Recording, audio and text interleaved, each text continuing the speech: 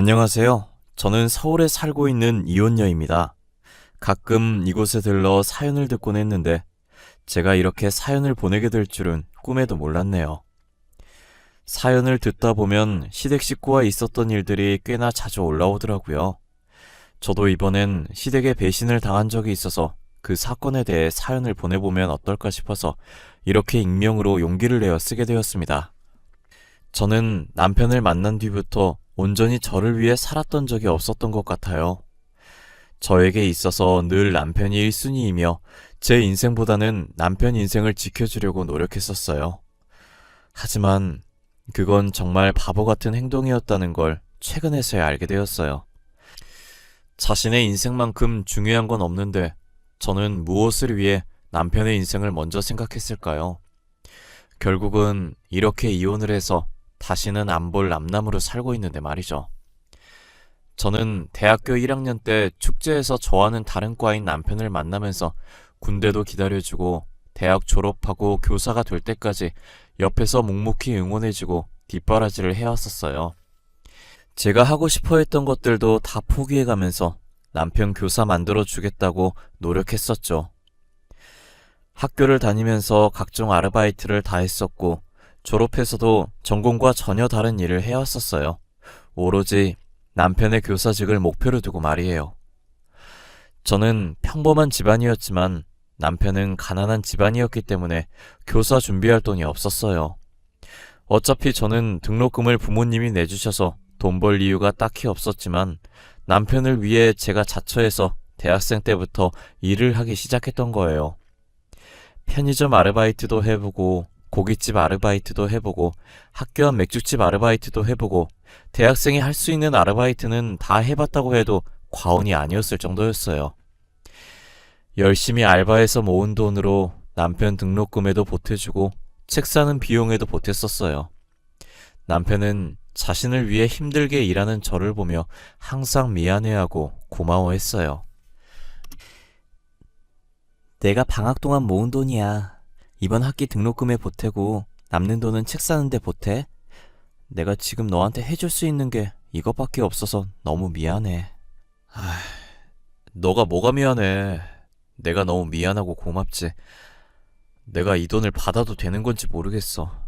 너는 굳이 일 안 해도 되는데 괜히 나 때문에 매번 고생하고 정말 미안해. 그런 말 하지 마. 진짜 기운 빠져. 나는 너가 아무 걱정 없이 공부에만 몰두했으면 좋겠어. 그리고 그렇게 미안하고 고마우면 나중에 임용고시 합격으로 빚 갚아. 알겠지? 제가 괜찮다고 해도 남편의 얼굴엔 미안함이 가득하더라고요. 저는 남편의 표정을 보고 웃으면서 그렇게 고마우면 임용고시 합격으로 갚으라고 했죠. 남편은 옅은 미소를 띄우고는 고맙다고, 나중에 빚 다 갚겠다고 저를 꽉 안아주더라고요. 가만히 남편 등만 쓰다듬으면서 아무 생각하지 말고 공부만 열심히 했어요. 주변에선 결혼할 사이도 아니면서 굳이 왜 고생하면서까지 뒷바라지를 하냐고 하더라고요. 남편이 공부는 정말 잘하는데 돈 없는 집안 때문에 꿈을 포기하기엔 너무 안타깝다고 했어요. 결혼을 할지 안 할지는 모르지만 지금은 사랑하는 사람이니 최선을 다해 도와주고 싶다고 했죠. 당시 친구들은 저를 한심하다고 했지만 저는 언젠간 제 노력이 빛을 볼 날이 올 거라고 생각했어요. 저는 사장님들이랑 친해져서 졸업 후에도 하고 있던 아르바이트들을 계속했어요. 그 돈으로 혼자 조용히 공부할 수 있게 남편 고시텔도 잡아주고 그 외 필요한 것들도 사다 줬어요. 남편도 제가 자기를 위해 노력하는 만큼 딴짓하지 않고 공부를 열심히 해줬고요. 그래도 노력은 배신하지 않는지 남편은 임용고시 합격했고 그토록 바라던 교사가 될 수 있었어요. 운이 좋게 앞으로 출근할 학교도 남편 집과 가까운 곳으로 발령이 났더라고요. 저는 교사된 기념으로 남편에게 서프라이즈 파티를 준비했어요. 남편은 제가 준비한 이벤트에 고맙다고 저를 껴안더니 어린아이처럼 울기 시작하더라고요. 우리 이제 고생 끝났어. 다 끝난 거야. 그동안 너무 고생 많았어. 나 너 없었으면 교사는 꿈도 못 꿨을 거야. 너무 고마워. 고맙다는 말밖에 할 수가 없어. 아니야, 고맙긴 뭘. 교사가 된 걸 진심으로 축하해. 아이들한테 배울 점 많은 선생님이 되어줘. 나는 너가 해낼 줄 알았어. 너무 장해. 너도 나만큼이나 고생 많았어. 내가 이거 줄 날만 기다리면서 항상 5단에 놓고 다녔어. 임용고시 합격하면 주려고 했는데 오늘 드디어 이걸 너한테 줄 수 있게 됐네. 손 내밀어봐. 이게 뭐야? 반지? 공부하느라 밖에 나갈 틈 없었을 텐데 이런 건 또 언제 샀어? 반지가 생각보다 많이 비싸더라고. 지금은 내 형편이 좋지 못해서 비싼 건 못 해주지만 이제 돈 버니까 앞으로 돈 모아서 더 비싼 반지 손에 끼워줄게. 그러니까 나랑 결혼해줄래? 그러자. 나는 좋아. 진짜 매일 품고 다녔던 거야? 반지 너무 이뻐. 나한텐 이 반지가 세상에서 제일 이쁘고 제일 값비싼 반지야. 너무 고마워. 남편은 제게 갑작스러운 프로포즈를 했고 저는 남편의 프로포즈를 받아주었어요. 이제 저와 남편 둘 다 고생은 끝이라고 행복한 일만 남았다고 생각했어요. 하지만 저희만 좋다고 해서 결혼을 할 수 있는 게 아니었어요. 프로포즈를 받고 정식으로 결혼 허락받기 위해 남편 집에 갔었는데 시어머니께서는 아르바이트 신분으로 있는 저를 못마땅히 여기셨죠. 아니, 너는 교사 된 지 며칠이나 됐다고 벌써부터 결혼할 여자를 데려오는 거니? 그것도 올바른 직장 없이 아르바이트는 하고 있는 여자를 말이야. 눈이 이렇게 낮아서야 뭐... 어머니, 말 함부로 하지 마세요. 이 사람 없었으면 저 교사 못됐어요. 저 교사 만들어준 건 다 이 사람입니다. 그리고 그동안 어머니께서 해주신 게 뭐가 있어요? 이게? 이제 좀 컸다고 애미한테 눈을 부릅뜨고 얘기하네? 그렇게 좋으면 둘이서 알아서 결혼해. 네 인생이니 말리진 않으마. 안 그래도 그럴 생각이에요. 저희도 어머니한테 손 벌릴 생각 하나도 없어요. 그냥 허락만 받으러 온 거죠. 그럼 허락한 줄 알고 나가볼게요. 남편은 제 손목을 잡고 일어났고 시어머니는 떠나는 저희 뒤통수에 대고 싸가지 없다고 자식 키워봤자 다 소용없다면서 혼자서 궁시렁거리셨어요.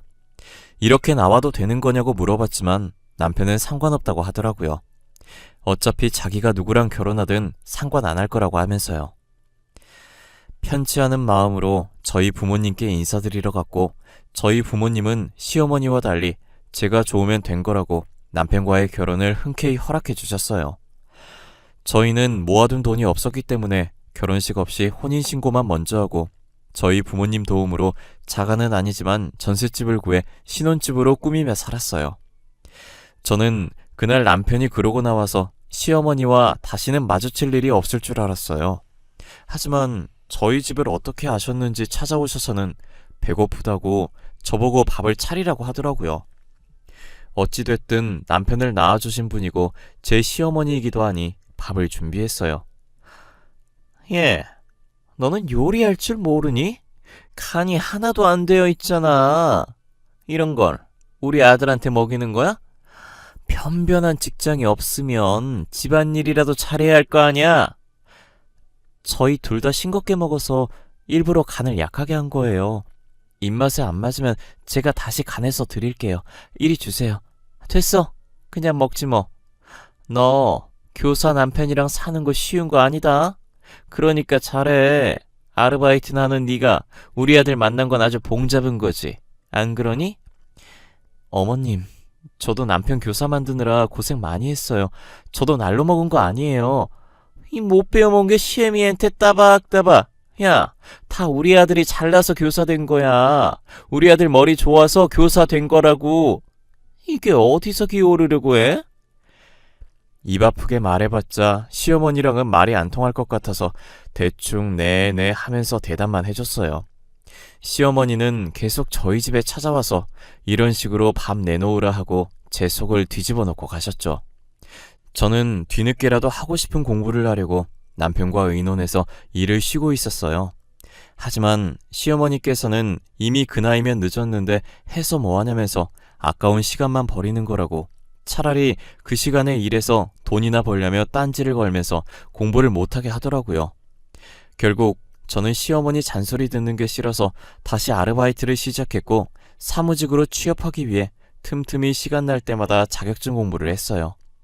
그렇게 반년 뒤 필요한 자격증들을 다 따서 겨우겨우 중소기업에 들어갈 수 있었어요. 중소기업에 경력이 없어서 남들보다는 월급은 많이 적었지만 아무래도 사무직이다 보니 하루 종일 앉아서 일하니까 음식점 아르바이트 할 때보다 몸이 훨씬 편했어요. 이래서 다들 회사에 들어가려고 난리구나 라는 생각을 했죠. 저는 빨리 진급해서 월급이 올랐으면 하는 바람에 선배한테 많이 배우려고 하고 남들이 하기 싫어하는 일도 맡아서 하고 회사를 정말 열심히 다녔어요. 그렇게 빠르게 회사에 적응을 해나갔고 남편도 학교에서 열심히 일하면서 저희는 여느 맞벌이 부부들처럼 안정적인 생활을 하기 시작했어요.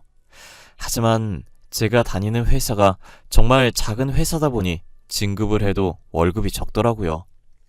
그래서 경력을 쌓아서 조금 큰 회사에 들어가야겠다는 목표를 새롭게 잡았어요. 저희는 집을 자가로 사기 전까지 아이도 만들지 않기로 합의했었어요. 하루라도 빨리 저희 명의로 된 집을 가지기 위해 휴지 한 칸도 아껴 썼어요. 하지만 어느 순간부터 남편이 집에 늦게 들어오기 시작하더라고요.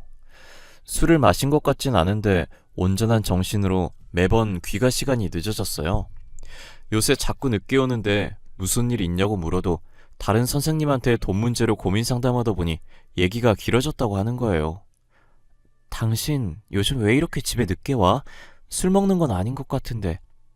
당신 학교에 무슨 일이라도 있는 거야? 얼굴도 안 좋아 보여. 그냥 다른 선생님한테 고민 상담하다 보니 얘기가 길어졌네. 요즘 둘 다 돈 문제로 고민이 많거든. 그 선생님도 집 살려고 우리처럼 아등바등 하더라고. 아, 그래? 하긴 요즘 서울에서 집 구하기가 하늘의 별 따기지. 돈도 돈이지만 아예 집이 없으니까. 그 선생님도 머릿속이 많이 복잡하시겠네. 그래서 퇴근하면 둘이서 이야기하느라 시간 가는 줄 모른다니까. 그래도 우리는 둘이서 돈 버는데 그 선생님은 혼자라 더 힘들 거야. 아, 아직 결혼 안 하셨나 봐. 혼자서 힘들 텐데. 집 살려고 열심히 사시네. 진짜 대단하시다. 우리도 그렇게 열심히 살면 얼른 집 살 수 있을 거야. 돈 때문에 너무 스트레스 받지 마. 여보, 혹시 내가 내일 술 좀 마시면서 얘기하려고 하는데 돈 좀 줄 수 있어? 용돈이 다 떨어져서 돈이 없네. 10만 원만 줄 수 있을까? 아직 중순밖에 안 됐는데 벌써 돈이 다 떨어졌어? 알겠어. 내일 출근할 때 10만 원 줄게. 그렇게라도 스트레스 풀어야지. 내일은 당신이 그 선생님한테 한턱 쏴. 저는 몰랐었는데 남편이 집 문제로 꽤나 스트레스를 많이 받는 것 같았어요. 그렇게 동료 선생님과 같이 한잔하면서 속 좀 풀라고 조금씩 돈을 줬었어요.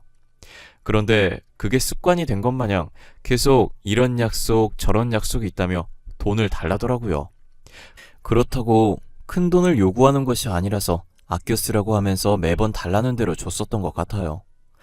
제가 자신이 달라는 대로 주기 시작하니까 간이 배 밖으로 나왔는지 금액도 점점 커져가더라고요. 이젠 이유도 말 안 해서 한 번은 왜 그렇게 돈을 자주 많이 달라고 하냐고 하니까 교사보다 교수가 더 좋은 것 같다고 대학 교수 되고 싶어서 준비 중이라고 하는 거예요. 저한테 말했으면 팍팍 지원해줬을 건데 왜 진작 말 안 했냐고 물어보니 괜히 열심히 일하는 저한테 신경 쓸 일 하나 더 쥐어주고 싶지 않았다더라고요. 저는 남편이 교수가 되는 것도 나쁘지 않다고 생각해서 학생 때 임용고시 준비 도와줬던 것처럼 똑같이 제가 쓰는 돈을 더 아껴서 남편을 아낌없이 밀어줬어요.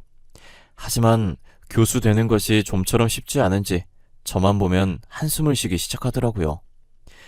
그런 남편의 모습을 보니 제가 돈을 지원해주는 것 말곤 대신 할 수 있는 게 없어서 속상했어요. 거기다 남편이 학교를 옮기게 됐는데 집이랑 거리가 먼 학교로 발령이 난 거예요. 저희가 살던 집이 남편 학교와도 가깝고 제 회사랑도 가까워서 출퇴근하기 좋았거든요. 남편이 제 직장 때문에 선뜻 이사 가자고는 말 못하고 오피스텔을 하나 구하겠다고 하더라고요. 솔직히 저도 남편이 생각한 것처럼 저희 회사가 가까워서 이사 가고 싶은 생각이 없었어요. 그렇다고 남편을 여기서 출퇴근시키자니 왕복 3시간이라 힘들 것 같아서 오피스텔을 구하라고 했죠. 제가 집 구할 때 같이 알아봐 주겠다고 했는데도 굳이 자기가 구하겠다고 더 이상 짐들기 싫다고 하면서 시어머니랑 둘이서 집을 보러 다닌 것 같았어요. 남편에게 용돈 없어서 돈 받아갔었는데 오피스텔 들어갈 돈은 있냐고 제가 보태준다고 하니 시어머니께서 보태주시기로 했다고 한사코 거절하더라고요. 이상하게 남편이 계속 제게 선을 긋는 듯한 느낌이 없지 않았어요. 그렇게 남편이 오피스텔을 구해서 나간 지 3개월이 되었을 때였어요. 저는 다음 날이 주말이어서 간만에 늦게까지 드라마를 보려고 거실에서 TV를 보고 있었어요. 한창 재밌게 보고 있었는데 갑자기 누군가 집 문을 부서질 듯 두드리는 거예요. 이 시간에 올 사람이 없으니 무서워서 인터폰으로 확인해 보니까 남편이 비틀거리면서 서 있더라고요. 놀라서 문을 열어줬는데 남편이 술에 취해서 몸도 잘 못 가누고 그대로 제 쪽으로 쓰러졌어요. 술을 얼마나 마신 건지 남편한테 코를 찌를 듯한 술 냄새가 진동을 하더라고요. 왜 오피스텔에 안 가고 여기 왔냐고 하니 남편은 갈 곳 없다고 여기서 자겠다고 우기는 거예요. 제대로 서 있지도 못하는 상태에서 사기당했다면서 웅얼거리더라고요. 저는 사기라는 말에 계속 추궁했고 혹시나 하는 마음에 남편의 말을 녹음하기 시작했어요. 정신 차렸을 때 분명 저한테 얘기 안 할 것 같아서 나중에 물어보려고 녹음한 것이죠. 사기당했다고? 무슨 사기당했는데 갑자기 쳐들어와서 이게 뭔 난리야. 술은 또 얼마나 마신 건데. 여보, 정신 좀 차려봐. 내 말 들려? 아, 시끄러워. 아줌마, 여기 소주 한 병만 더 주세요. 오늘은 이거 마시고 진탕 취할 거야. 소주랑 돼지 껍데기도 하나 주세요, 아줌마. 돼지 껍데기 같은 소리 하고 있네. 여기 식당 아니야. 정신 좀 차려봐. 아니, 당신이 무슨 사기를 당했다는 거야? 무슨 사기 당했는지 말 좀 해보라고. 내 돈 다 들고 도망갔어. 걔가 나랑 우리 엄마 돈 다 들고 튀었어. 부자라고 하더니 그것도 아니었어. 나는 엄마 말만 믿다가 망한 거지 뭐. 누가 당신 돈을 다 들고 도망갔다는 거야? 내가 알아듣게 좀 말해. 그래야 도와주든 말든 하지. 범인 잡아야 할 거 아니야. 아줌마, 이 얘기 저희 집사람한테는 비밀이에요. 알겠죠? 우리 둘만 알고 있어야 해요. 에? 저 다른 여자 만난 거 알면 진짜 집에서 쫓겨나요. 집사람은 나만 보며 살았는데 너무 미안해. 알고 보니 남편은 이때까지 저 몰래 시어머니께서 소개시켜준 여자를 만나고 있었어요. 시어머니도 여자 집안이 부자라는 걸 듣고 남편에게 소개시켜준 것이었어요. 남편은 처음에 안 만난다고 했었는데 계속 시어머니께서 몰아붙이는 바람에 만나기 시작했더라고요. 부자라는 말만 듣고 시어머니는 저와 이혼시키고 상간녀랑 결혼시키려고 했죠. 그런데 상간녀는 사실 부자도 아니고 백수에 가진 것 쥐뿔도 없는 여자였어요. 상간녀도 교사 남편 만나 안정적인 남편 월급 받아먹으면서 인생 펴볼 생각만 한 거죠. 상간녀는 부자인 척하면서 아버지가 엄해서 돈 달라는 소리를 못하겠다고 하면서 계속 남편한테 돈을 뜯었고 그동안 제가 줬던 돈들은 다 그 상간녀한테 갔어요. 그리고 저희 집과 먼 학교에 발령이 났다는 말도 거짓말이었어요. 상간녀랑 같이 살려고 시어머니랑 같이 있는 돈 없는 돈 다 끌어서 오피스텔을 구한 거더라고요. 그런데 상간녀가 같이 살다가 더 이상 남편한테 뜯을 돈이 없다는 걸 알아차리고 남편 몰래 오피스텔 전세금을 다 빼서 도망가 버린 거예요.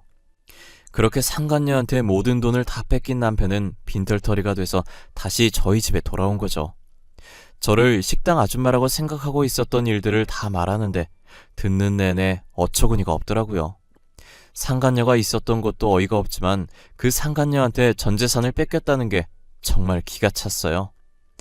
제가 학생 때부터 그동안 어떤 고생을 해가면서 남편을 교사로 만들어 왔는데 한순간에 제가 쌓은 성들이 무너지는 기분이었어요. 누군가 제 머리를 망치로 세게 치고 지나간 듯한 얼얼한 느낌이 들었죠. 남편은 제게 모든 것을 말한 뒤 정신을 잃고 쓰러졌는데 침대까지 들고 가기 싫어지더라고요. 그래서 그냥 바닥에 자든지 말든지 신경도 안 쓰고 저 혼자 방에 들어와 침대에 누웠어요.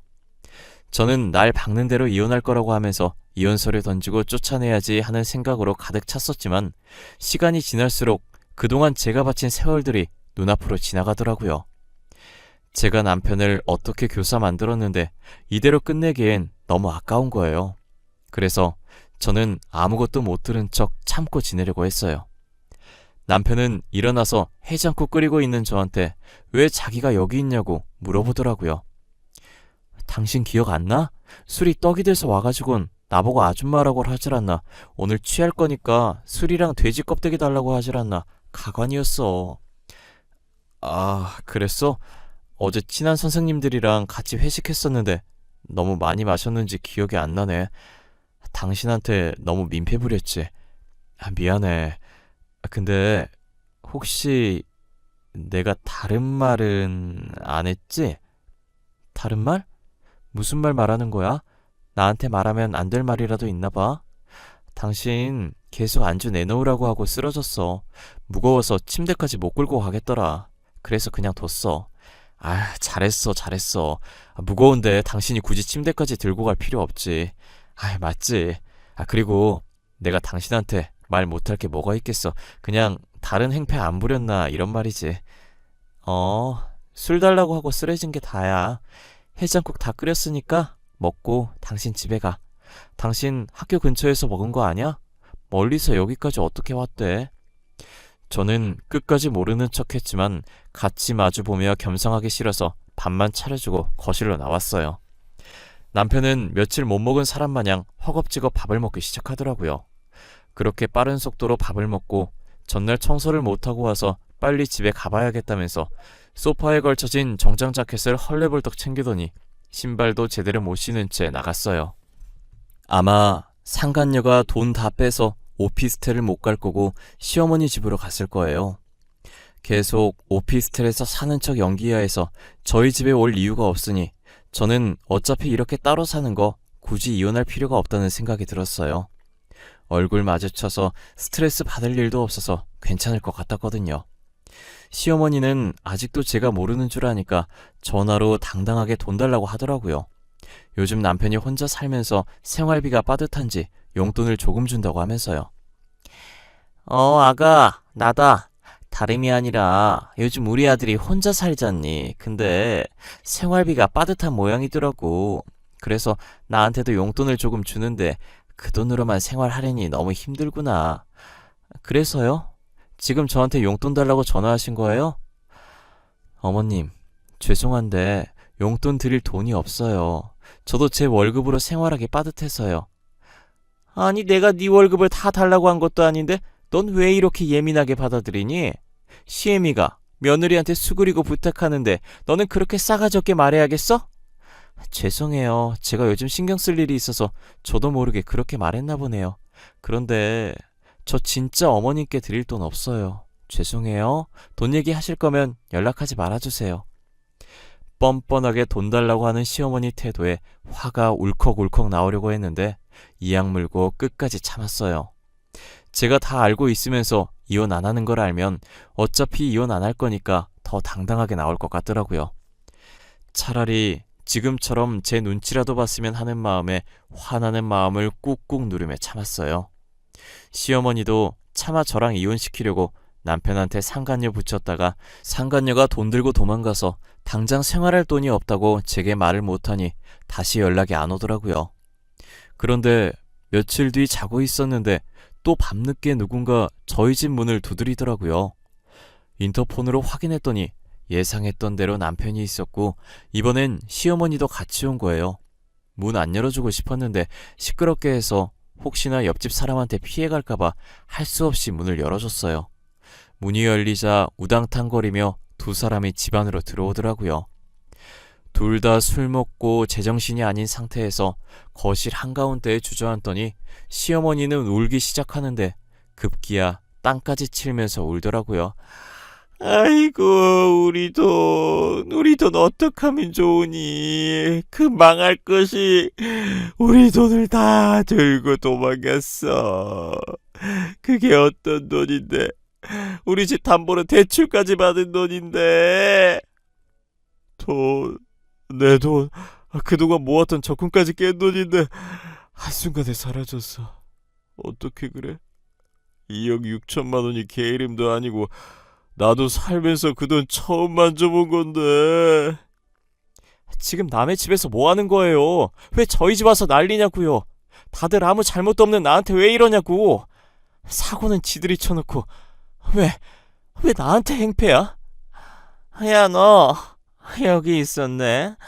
내 돈 내놔. 내 돈 내놓으라고. 우리 돈 어땠어? 너 그 돈이 어떤 돈인 줄인지 알기나 해? 이 할망구가 진짜 미쳤나? 내 머리 안 놔요? 당장 놔요. 나 진짜 당신들 경찰에 신고할 거야. 당장 놓으라고. 야, 이 사기꾼아, 내 돈 내놔. 내가 너한테 바친 돈이 얼만데? 오피스텔 전세금이랑 이때까지 내가 줬던 돈 다 토해내라고. 시어머니랑 남편은 술에 취해서 저를 상간녀라고 생각하고 제 머리채를 잡았어요. 힘이 어찌나 센지 제 머리를 잡고 있는 손들을 떼려고 해도 안 떼지더라고요. 결국 저는 남편 팔을 깨물었고 남편은 깨문 부위를 감싸면서 제 머리채를 놓았어요. 그리고 시어머니 팔을 힘주면서 잡고 바닥으로 패대기 쳐서 뜯어냈어요. 시어머니가 손이 떨어지면서 제 머리카락도 같이 우수수 떨어지더라고요. 저는 떨어져 있는 머리카락을 보자마자 눈물이 핑 돌기 시작했고 너무 화가 나서 양손으로 시어머니와 남편 머리채를 잡아서 바깥까지 질질 끌었어요. 그리고 그들을 패대기 치고 다시 집에 들어가려고 비밀번호를 입력하는데 언제 쫓아온 건지 남편이 돈 내놓으라면서 제 머리채를 다시 잡더라고요. 저는 팔 안쪽 살을 3개 꼬집어서 남편을 떼어놓고 빠르게 비밀번호를 입력해서 들어왔어요. 문이 닫히는 소리가 들리고 나서야 안심이 돼서 다리에 힘이 풀리더라고요. 어찌나 목소리가 큰지 남편 소리, 지르는 소리, 시어머니 우는 소리가 문 사이로 다 들렸어요. 한참을 시끄럽게 하더니 옆집에 사는 몸집 큰 남자가 나와서 시끄럽다고 소리 지르니 시어머니의 울음소리가 뚝 그치더니 그 뒤로는 고요하게 아무 소리도 안 나더라고요.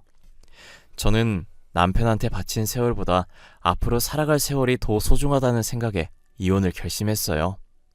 계속 과거에 잡혀있다간 저 2사람에 의해 미래에 제가 죽을 것 같은 기분이 들었어요. 다음날 일어나자마자 아프다는 핑계를 대고 회사에 월차를 냈고 저번에 남편이 술 취해서 불륜을 인정했던 녹음본을 들고 변호사를 찾아갔어요. 남편에게는 이혼 소송을 했지만 여자가 누군지를 찾지 못해서 상간녀 소송은 걸지 못한 게 아쉬웠어요. 상간녀 소송까지 걸었다면 정말 깔끔하게 마무리됐을 텐데 아직까지 찝찝한 기분이에요. 며칠 뒤에 시댁 앞으로 제가 보낸 이혼소장이 도착했는지 둘이서 저희 집에 찾아와서는 문을 두드리면서 이야기 좀 하자고 잘못했다고 빌더라고요. 저는 집안에 사람 없는 척 하면서 숨죽이면서 가만히 지켜봤어요. 10분 정도 그러고 있다가 집안에 아무 소리가 안 들리니 포기하고 돌아서더라고요. 이사를 안 가면 계속 찾아올 것 같아서 집주인한테 제 사정을 다 설명하고 계약 기간이 아직 남아있었지만 급하게 전세금을 뺐어요. 회사 업무 때문에 전화번호는 차마 못 바꾸고 있었는데 시어머니와 남편한테서 전화랑 문자도 계속 오길래 진절머리 나서 결국 휴대폰 번호도 바꿔버렸어요. 그렇게 저는 남편과 이혼을 했고 모든 연락을 다 끊은 상태예요. 상간녀 소송을 못했다는 게 살짝 아쉽긴 하지만 그래도 이혼하고 나니 속이 후련하더라고요. 남보다 제 인생이 더 중요한 것인데 저는 그동안 무엇을 위해서 그렇게 아둥바둥 살았는지 모르겠어요. 지나고 보니 그 세월들이 너무 아깝고 전 남편을 사랑했던 마음이 가여웠어요. 그래도 지금은 전 남편과 있었던 날보다 더 사람답게 살고 있어요. 제가 하고 싶은 것들도 하나씩 해보고 먹고 싶은 것들도 먹으면서 말이죠. 결혼을 일찍 했던 터라 이혼을 했어도 아직 20대 후반의 젊은 나이네요. 저도 이제 과거는 다 잊고 새 출발해보려고 합니다. 여러분들은 돈에 눈멀어서 소중한 사람을 잃지 마시길 바랄게요. 세상엔 돈이 다가 아니고 돈보다 소중한 존재도 많다는 걸 알아주셨으면 합니다. 지금까지 제 사연 들어주셔서 감사하고 늘 건강하세요.